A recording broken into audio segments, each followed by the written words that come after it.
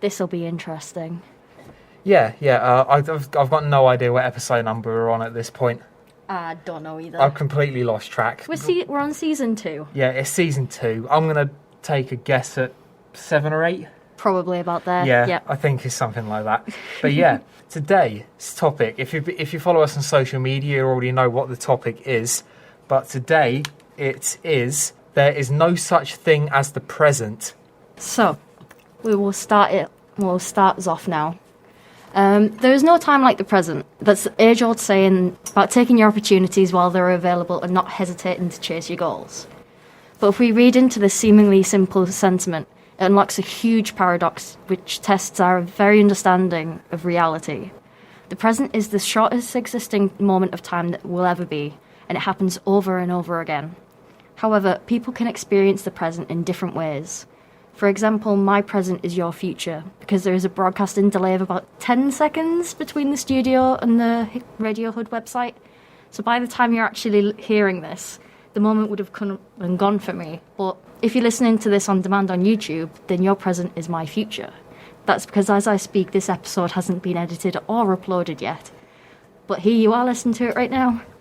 So yeah, as Blue was just saying, like, our present, if you're listening live, is your future. But if you're listening on demand on YouTube, then your present is our future. It's a very strange concept. Yeah, it's a weird concept. It's one that's staring you in your face all the time. You never really acknowledge it. So we thought, let's make you acknowledge it. Yeah, so for us, the present is the 4th of May 2021. That is the date today. But if you're listening live in Australia, first of all, hello, it's about 3 a.m. there. Why are you listening to Student Radio at 3 a.m.? Secondly, if you are listening in Australia, then the present for you is the 5th of May 2021 because of the time zone difference. Also, if you're listening online on demand, then who knows what day is the present to you. This fractured idea of understanding what the present truly is can be expanded even further to the universe as a whole. Light travels at unbelievably fast speeds, but it still doesn't travel fast enough to keep up with the constant expansion of the universe. All the light we currently see was emitted at a previous moment in time. Even lighting a match has a minuscule delay between the match sparking and eyes seeing the light which comes from it. Obviously, we're talking about millions and billionths of a second, but there is still a very slight difference. The oldest visible light to Earth is the cosmic microwave background, or relic radiation it is sometimes called, which is emitted less than 500,000 years after the Big Bang. 500,000 years seems like a long time, but in the grand scheme of things, it's really not. In the grand scheme of the universe, it's probably tiny, but for us, it's like, whoa, big. Yeah. So, yet this 13 billion year old radiation reading is still visible to us. Sunlight takes 8 minutes and 20 seconds to reach Earth. So by the time that sun reaches us, it's technically in the past, even though we are experiencing it in the present. Does this sound confusing? Yeah, obviously it does. If you're not confused by now, I'm worried. There is a way to better understand this, though, which is where the famous Andromeda Paradox comes into play. So we're going to try and explain this as simply as possible. Yeah, well, simply as possible, because we know we're not all scientists and stuff like that, so probably better if we do. So in 1989, famed British mathematical physicist Roger Penrose... just butt in quickly. Roger Penrose, you may... do you know Penrose's triangle? Oh, yeah. Yeah, that's him. It's the same guy. Okay. Yeah. Okay. All right. In 1989, he pitched an idea of the universal paradox to his peers and the public. This theory does depend on a university-level understanding of maths and astrophysics. So, like we said, we're going to try and explain it as plainly as possible. The paradox he pitched was this. Imagine there are two people with incredibly powerful telescopes that can see across the entire Andromeda galaxy. That's the next galaxy across from where we are. So one is walking towards the other and the other is standing still. So the one that's walking says, "Tell me what is happening in the Andromeda galaxy right now." So the moving person gets out their telescope and looks at the Andromeda galaxy. When they do, they see a group of aliens talking about an invasion of Earth.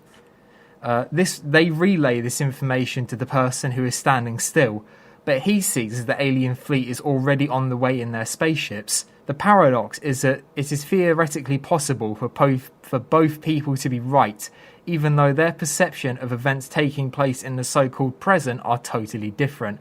One is seeing into the future of the other, even though they are both observing the same place at the same time. How can this be possible?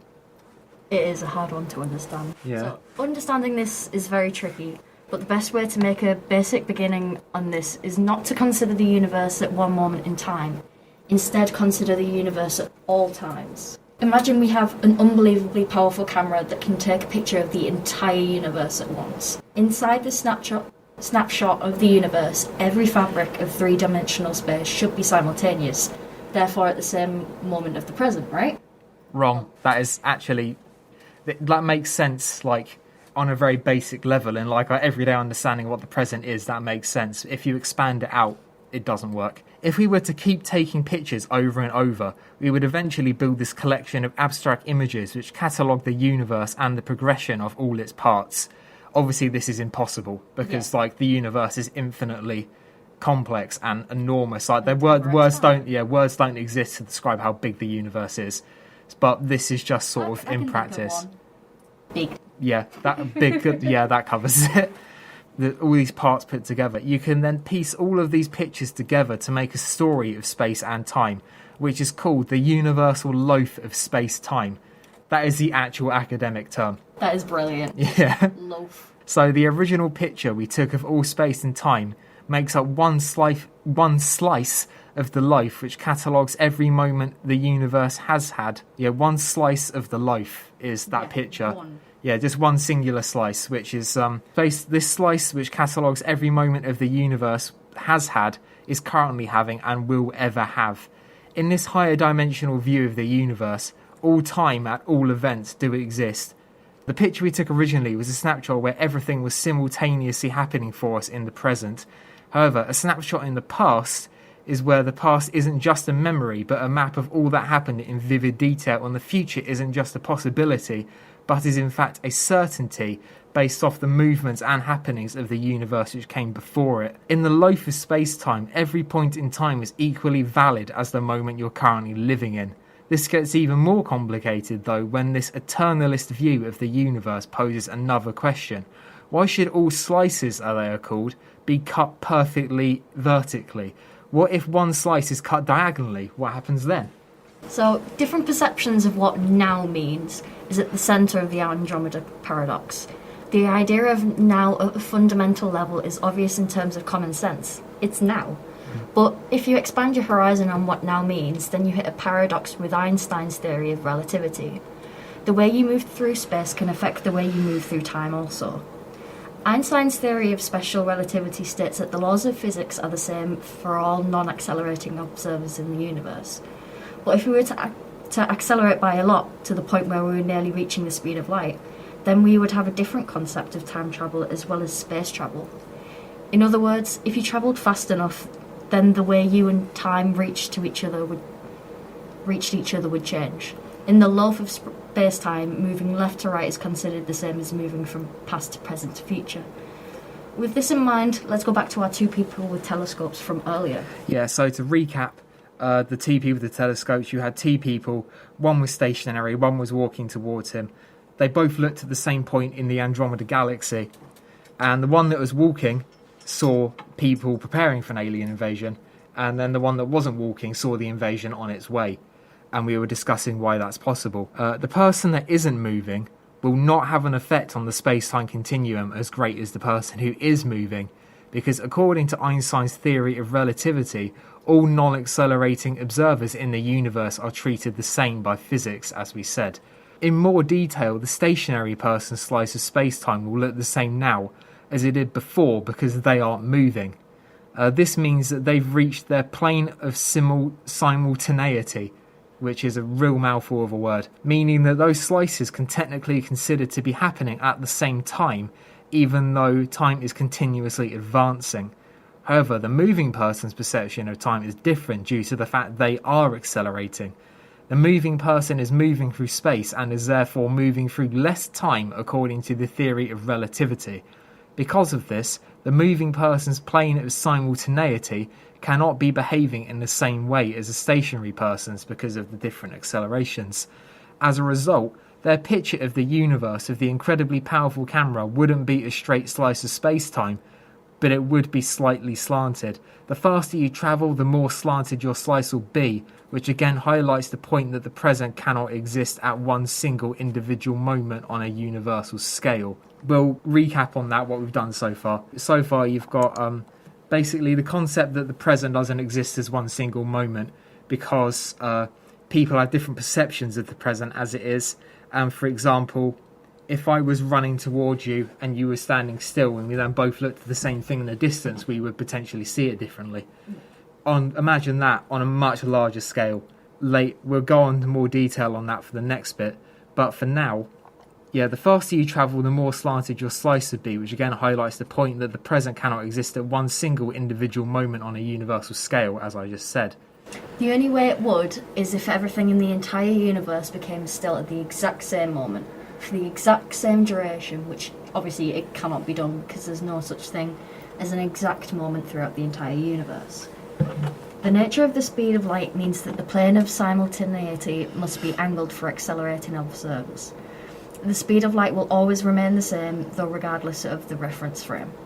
But in order for this to be true, then the space-time slice must shift to accommodate for these moving observers, so the speed of light remains consistent. So the reason the moving person can see something that is in the stationary person's past is because their shifted or angled view of the universe overlaps with a slice of space-time from the past. Obviously, this is a massively exaggerated example, as your walking speed is absolutely nowhere near the speed of light. I mean, if it is, you need to cut down on the coffee. Yeah, please. Yeah, I'm concerned about your heart rate if you're walking at the speed of light. Me trying to keep up with tall people. So, obviously, this is a massively exaggerated example, as your walking speed is absolutely nowhere near the speed of light. So your walking speed will have practically no impact on the angle of your slice. The Andromeda Galaxy is our closest external galaxy, yet is still 2.5 million light years away, which is huge. Yeah, so even though the plane angle of simultaneity change for the walking person with the telescope will be millionths of a degree, like we're talking at like immeasurably small degree from our perspective. So it will change by that. By the time that small change has reached Andromeda, it could have a huge difference. So the Andromeda Galaxy is approximately 2.537 million light years away, which, if you've got no idea on how big a light year is, we'll put that into perspective. One single light year is roughly 9.5 trillion kilometres long. That is insane. So you've got to times that by 2.5 million.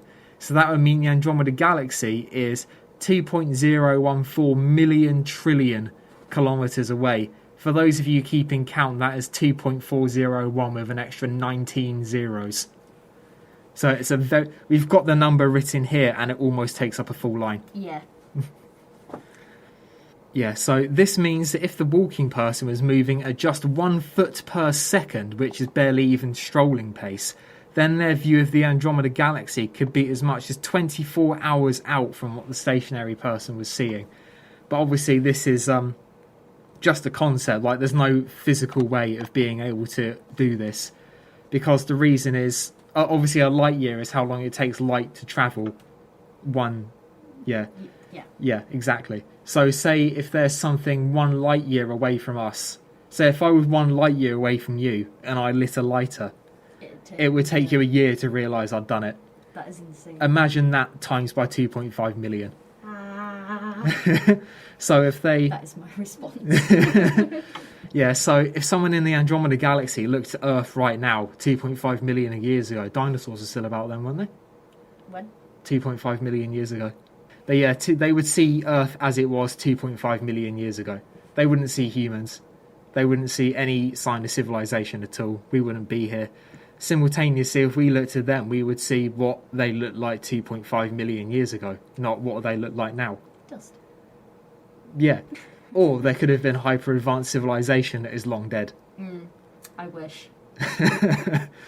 But dinosaurs ruling the world as a proper society. That would be insane. Would it? It'd be funny. It's all fun and games till a pterodactyl carries you off. Aww. But yeah, solving the Andromeda Paradox, well, kind of. yeah, you can't really solve this one, but the different perceptions of now, between different observers is called the relativity of simultaneity. Because of the unchangeable speed of light, two relatively moving observers will never agree on what now is. This isn't a paradox, it's a basic observation of the present. Like we said at the beginning, no two people will experience the present in the exact same way, meaning there is no possible way to have a universally accepted idea on what the present actually looks or feels like, which, based off of this information, means we conclude it is physically impossible for the present to exist. It's like, whilst I'm talking to Aaron, it takes a second for Aaron to be able to see it, to hear what I'm saying. Yeah. So it's technically in the past for him, but still in the present for me. Yeah, because even though we're only sitting a few feet away, the speed of sound is only so fast, so there will be like millionths of a seconds of a delay. So by the time I've heard it, it is in the past. And you need to amplify that to a universal level, to an infinitely complex web of interaction. Even if you keep it just on planet Earth, there's no universally accepted moment of what now is, even then. Because you think, like we said about Australia, they're currently a day ahead of us because of the massive time difference, and America are behind us? Yes. Yeah, America are behind us by a few hours. It's like, yeah. Between, 5 and about 10, normally? Yeah. Depending on where in America Yeah. you are. Yeah, so there's a big time difference. Even a country like Russia has a different perception of what the present is because they cover so many time zones. It could be the beginning of the day at one end of Russia and the early evening at the other end. Like, there's no understanding of what now is. But even if you just have a room full of people, no two people are going to be standing in the exact same spot at the exact same time ever, because that's physically impossible. You can't do it. Yeah, you can't do it. Yeah, so there's that idea of what that perception is. It's a really complex idea to understand. I mean, this is a theory that has been a primordial idea that has been passed down through generations of astrophysicists. Like Einstein originally pitched this in the 1910s. Yeah. So we can't compete with Einstein on this. We really can't. No. And then again with Roger Penrose in Yeah. 1989. Yeah, really famous mathematic physician. Mathematic physicians, and the way to describe it all is bread. Yes. Let's Yes. get that The bread. loaf of the space-time. Yes. Just knowing that everything that has happened, is currently happening, and will ever happen has been summarised as a loaf by some of the greatest astrophysicists that have ever lived. It is a beautiful Baffles way me. to think of it. It's like, we are some of the smartest people. What should we call this? Bread. Yes, I like bread. Should we call it bread? Yeah, let's go with Yeah. bread. But Space, time, and everything in there is now just called bread. yeah, there's no universal way to acknowledge what now is. Like we were saying, like, two different people will always see things differently. Like right now with me and Blue, I'm looking at the microphone from this side, Blue's looking at it from the other side. We've got different perceptions of what the present is. Don't touch the microphone. Oh. But yeah, it is. It's a really hard concept to understand. But yeah, like we said, it's like the speed at which you move determines the angle of which. And how just so much of a small, minute little action in the grand scale of things can end up being so big. Yeah, Affecting butterfly things so much. effect. It's like, Mm. it's like Yeah. butterfly effect. It's insane to think about. But yeah, you think on the same scale, like if you had to walk 100 meters straight north and you were like 1 degree out, it wouldn't make much a difference. Whereas if you had to walk 100 miles and you were 1 degree out, and you walked 100 miles, you would be nowhere near where you expected to be. No, you'd be so far off. But then you take that 100 miles and you scale it up to, what was the number? 24.01 million trillion. It just Yeah. blows your mind to even Yeah. try and think But- about something that big. Oh, it's ridiculous. But you think, like, interesting fact for you about the Andromeda Galaxy is, Milky Way's on a collision course with the Andromeda Galaxy. Yes. It's about 4 billion miles away. So 4 billion years away. So if anyone's thinking, oh God, it's the end of the world, you won't be here to see it, don't worry. Don't worry. If don't you panic. are here to see it, I want to read your autobiography because you would have seen some amazing stuff in 4 billion years. But yeah, like, the size of the universe is so immense that when the Milky Way and the Andromeda Galaxy intertwine with each other, it is unlikely there will be a single planetary collision. Really? Because even though there's billions of planets in each, they are so far spaced out that they will just all completely miss each other. Oh, that's Like, actually really cool. if humanity is still here to see it, we are likely to have no clue that it's happening. Whoa. Sorry, that is just Yeah. really weird to think about. It's like... Yeah, it's like the size of the universe is so unbelievable. You think how many millions and billions of galaxies there are. Like, there's millions of galaxies out there, billions of solar systems within that, and billions more planets on top of that. And you think how far spaced out they all are still. Like, you think that scale alone shows you how much space there is between everything in, well, space. It makes me feel very tiny. It does, but it also makes me feel very significant. Because at the same time, it's like you think in all of that unbelievable expanse, there's only ever going to be one combination of particles and molecules and atoms that makes you. Yeah, this is true. But then you look at the ever-expanding universe and you realise just how small that clump of cells is, and it's like, oh, okay. Yeah, like, there's so many great facts about it. My favourite fact we've had about the universe so far was about Saturn, when we did that about Iapetus. Yes. Yeah, and they said that if you put Saturn on water, it would float, because the density of the planet's surface is so low that it doesn't actually have a proper surface that you could stand on. If you flew through Saturn, you'd just go straight through the other side. You wouldn't land on it. That would be fun to try out, but Yeah. I don't think it would survive. I No, don't know.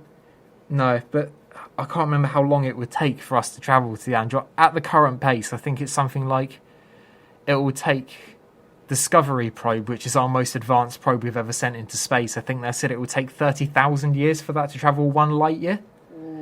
Yeah, and you think it's 2.5 million to reach Andromeda Galaxy. So whatever 2.5 million times 30,000 is, that's how long it would take us to get there. I'm not even going to try and do the math. No, I'm not. It's a big number. It's a very big number. Yeah. Both of you. And if you do find out, hey, let us know. Yeah, let us know. But yeah, it's today's was obviously going to be a little bit of a shorter episode. It was done quite short notice, the script for this. I finished this at about 3:10 today, and we came on air at 4. So we wanted to make sure that we still did a show yeah, for you guys, because obviously we've missed it as well, not being able to be here. So yeah, it's a short one, but like you say, short and sweet. yeah. We'd rather we had a short episode that was full of all this knowledge than have an hour show which has dragged it all out. Yeah. Because then that's when it gets a bit trudgy and hard to listen to and repetitive, and you have an unnecessary information thrown in, and it's you sort of lose your way a bit. I feel like if you try and long it out too much. But it has been fun. And Yeah. why not have a mini existential crisis to break up all that hard work and studying you've got to do? So bottom line is, there's no such thing as the present. Nothing is real. Nothing is real, nothing exists. You're welcome. Yes. Have fun sleeping tonight. Let's not scare them. anymore. I'm just going to go home to my parents this summer, and they're going to be rocking backwards forward in a corner going, the present isn't real. The present isn't real. Help. But yeah, I think we're calling that it for today's show. Yeah, I think we should call it there. I mean, we've covered everything there is to cover. Well, we've not, because there's so much on this. I don't think we could ever cover everything No. there is to cover. I mean, there's the scientists we were referencing earlier in the show, they've written entire anthologies about this concept. But obviously, we don't have enough time to do that. I don't think you guys would want to stick around for that. No. Now, if you want to learn about that, go and do astrophysics at the University of Oxford, because this probably isn't the place if you want to know all of that. Yeah. But yeah, That is it for today's show. I have been Blue Murphy. I've been Aaron Chandler. Bye. Thank you very much for listening. See you next week, potentially. We'll see. Yes. Bye. Bye.